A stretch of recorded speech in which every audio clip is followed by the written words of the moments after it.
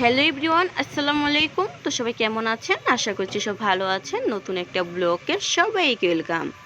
আজকে ছোট ফুপির বাসায় বেড়াতে যাচ্ছি। এত তীব্র গরমে গাড়ির মধ্যে অনেক ঠান্ডা বাতাস খাচ্ছি আর আপনার সাথে ভিডিওটা শেয়ার করছি। সবুজ শ্যামল গাছপালা রাস্তা দেখতে আমার থেকে অনেক ভালো লাগে। তো ভিউটা অনেক সুন্দর আসছিল, তাই আপনার সাথে ভিডিওটা শেয়ার করলাম। তো বাবাকে নেওয়ার জন্য দোকান থেকে বাবা যাবে, তার জন্য বাজারের দিক চলে যাচ্ছি। বাবা ফুপ্পির জন্য কিছু কেনাকাটা করবে। তো আস্তে আস্তে আপনি বাজারের দিকে যাচ্ছি আর যতটুকু পারছি স্কিপ করে ছোট ছোট করে আপনার সাথে ভিডিওটা শেয়ার করে দিচ্ছি দেখার জন্য। লন্ডন টাওয়ারে দোকানগুলো সব বন্ধ ছিল। আর দুলালপুর চন্দ্রমণি বহুমুখী উচ্চ বিদ্যালয়ে আমার 5 বছর জীবন কেটেছে।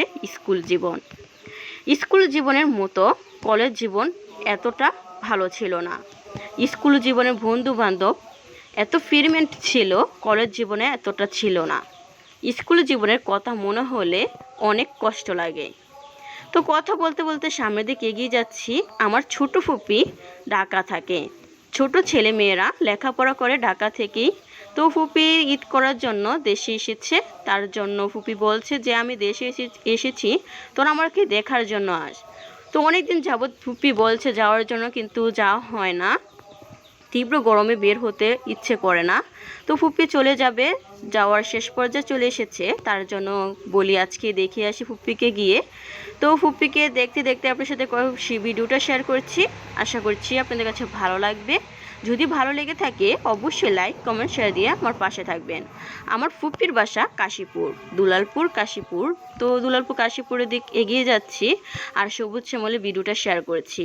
প্রথমে আমার ভাইয়া, আমার বোনের ছেলে, আমার বাবা, আমাদের ফ্যামিলির সবাই গিয়েছি বেড়াতে। তো ফুপি কিছু সামান্য আয়োজন করেছে। তো এখানে রুই মাছ দিয়ে টমেটো দিয়ে ঝোল রান্না হয়েছে, গরু মাংস আলু দিয়ে। তো করলা ভাজি করা হয়েছে হলুদ মরিচ দিয়ে, সাদা ভাত আর দেশি মুরগি। সামান্য কিছু আয়োজন, এত গরমে কি খাওয়া যায়? যতটুকু খেয়েছি ততটুকুই আলহামদুলিল্লাহ। আজকের ভিডিওটা আপনাদের কাছে কেমন লেগেছে অবশ্যই কমেন্ট করে জানাবেন। সবাই ভালো থাকবেন, সুস্থ থাকবেন। আল্লাহ হাফেজ।